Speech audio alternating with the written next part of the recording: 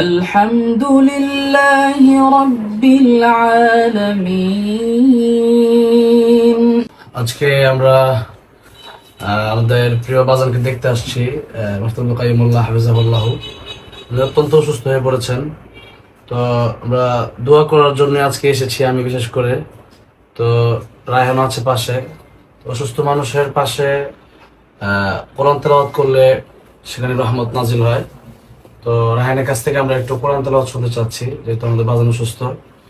আর ওনারই প্রিয় ছাত্র যেহেতু রায়হান, কলেজের টুকরা, রায়হানের কাছ থেকে আমরা একটু কোরআন তেলাওয়াত আমরা শুনতে চাচ্ছি আজকে।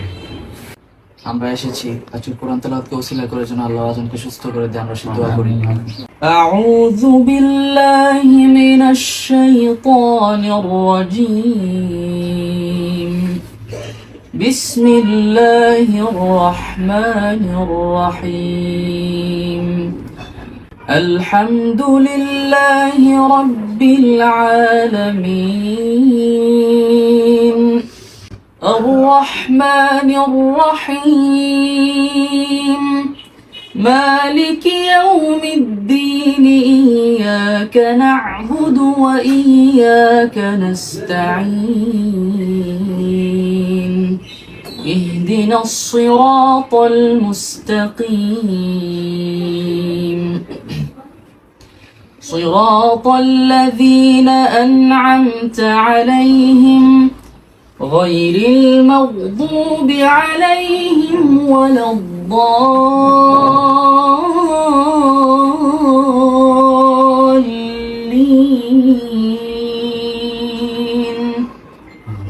آمين صدق الله العظيم। আমরা সবার কাছে দোয়া চাই। আসলে অসুস্থতা এটা এমন একটা জিনিস যেটার ব্যাপারে রাসূল সাল্লাল্লাহু আলাইহি ওয়াসাল্লাম বলেছেন সিহাতাকা ক্বাবলা সাকামিক, যে সুস্থ থাকা অবস্থায় মানে অসুস্থ হওয়ার আগে সেটাকে গনিমত মনে করা। অসুস্থ হলে বোঝা যায় যে সুস্থতা কত বড় নিয়ামত।